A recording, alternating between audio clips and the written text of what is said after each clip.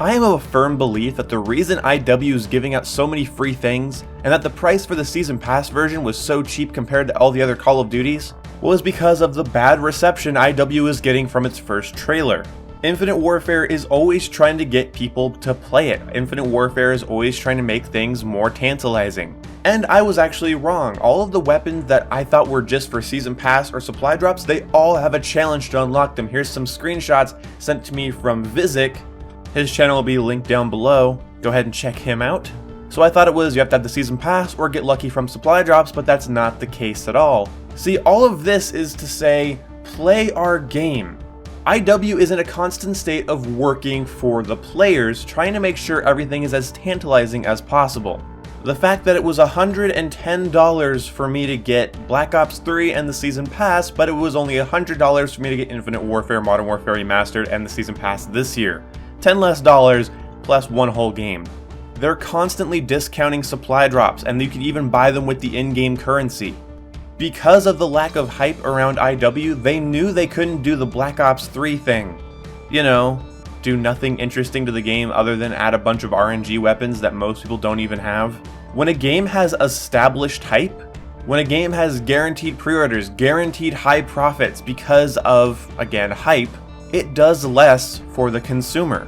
It's only when games look like they're about to die that they viciously attack their competition with better deals, sales, bonuses, and incentives. Why am I making this video? Oh, that's right. Stop fucking pre-ordering Call of Duty World War II, for the love of all that is holy. And of course, by don't pre-order, I mean don't pre-order before we see multiplayer gameplay. When you make their pre-order numbers go up before they've even shown their multiplayer or their zombies, all you know is that it's World War II, boots on ground, and the graphics look good. This is established hype. It tells them that people are already excited before they know the quality of the game. That forces them to try less hard. I added this in post because a lot of people don't get that description, and I'm not very clear in this video. When you do things before gameplay, then you are telling them that it doesn't matter. You already have my full attention. I made the same point with Destiny. Do you not see how Black Ops 3's endgame content was directly affected by the fact that they knew they had a substantial player base regardless of whether or not they did anything good? Because of all of the competition surrounding Infinite Warfare, it went into full competition mode. And now we're seeing the most dev support, post-launch content, fixes, communication, and incentives from, I would say, any other Call of Duty. Now, you don't have to like IW. This isn't a video about how IW is good. It's an objective video about how IW is desperately trying to get people to play by adding in more and more content, more and more mission teams, more and more variants, taking supply drop only variants and allowing you to buy them. It's not fucking rocket science. This isn't a conspiracy. This isn't a parallel. When a game doesn't have hype around it, it goes into desperation mode and it goes full competition. We've had so many double XP weekends, double key weekends, double weapon XP weekends in Infinite Warfare. So many new weekend game modes for MWR as well. There's also weekend game modes and temporary game modes in IW as well. IW hasn't gotten stale. At this point in Black Ops 3's life cycle and Advanced Warfare's life cycle, I was getting bored. IW still tantalizes me, even though I'm not super in the mood to play it all the time because, well, it is a 3D movement Call of Duty and I am getting tired of those. I can't ignore the amount of content and love they're pouring into the game. Yes, it's to get you playing again. That's what a video game should try to do. So when you give into hype, when you give into pre-conditioned hype, with Destiny 2, Battlefront 2, Call of Duty World War 2, Red Dead Redemption even, whatever it may be coming out soon, when you show the publisher and the developers that, oh, I'll just eat it up, I love that franchise, I wanted a World War 2 boots on ground game, I'll buy it no matter what.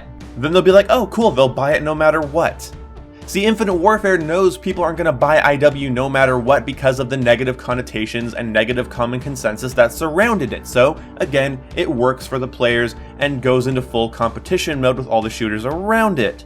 The games that try to save themselves with paid DLC, the games that try to not save themselves at all and just go, well, if people like our game, they'll play it, if not, whatever, those games die out. It's so obvious, they always die out. Star Wars Battlefront, the one that recently launched, that game needed more than more paid DLC. It needed free content. It needed more free maps and weapons. It needed more free incentives. It needed to be like, look, bam, space battles. Look, we're changing the way the weapons work. Look, we're reinventing our game. We're refinishing the wheel here. And that game probably would be thriving right now if they did things like that, or at least thriving more than it is. When YouTubers approached the Titanfall devs back when the first Titanfall came out and said there's not enough guns and variety, the Titanfall devs responded with, well, we don't want our game to be like other games, we want to focus on weapon balance. And everybody said, well, whoop-de-fucking-do, nobody wants to play your game because nobody really gives a shit. Compared to every other game on the market, Titanfall felt contentless, varietyless, repetitive, and annoying. Yeah, annoying. It's annoying to have three $60 games launch. At the time it was Call of Duty Ghosts, Battlefield 4, and Titanfall, and have one out of the $60 games just be, I don't know, it's just less stuff because we don't want to be like other shooters. Blech. Titanfall didn't work for the consumer. Titanfall 2 has free updates every month that add maps and stuff. It's not working, but they're trying to work towards the consumer. EA needs to fund them better. You want developers and publishers, I guess this is my closing statement here. You want publishers and developers to work towards you. Even if you already like the game's setting, gameplay style, even if it's something you wanted, wouldn't it be nice to have a game that you wanted do all the things that Infinite Warfare is doing? A game that you genuinely want to play that's constantly working for you as a consumer. I don't want Call of Duty World War II to have bad endgame content, to be repetitive and boring, lack of dev support because they're just like, they wanted a World War II game so we can just ship it out and sit on our hands. We don't have to work as hard because they already wanted it. Make you want it. A AAA franchise, a AAA game should grab you by the shirt collar and say, play me, damn it. You shouldn't just rely on, well, I hope you like my game because it's not changing. No. Fucking play me, damn it! Anyway, that's what I want from Call of Duty World War II, Destiny, and all other AAA games. Let me know what you guys think down in the comment section below. This isn't a video about how to spend your money, it's a point to ponder. If you're gonna get super defensive in the comment section, go for it. It's always funny to see somebody say, you fucking asshole, I'm gonna buy whatever the fuck I want. Okay, cool, do that. There's no repercussions for your actions, and this pattern doesn't repeat itself every year or anything. I'll see you when I see ya. Goodbye!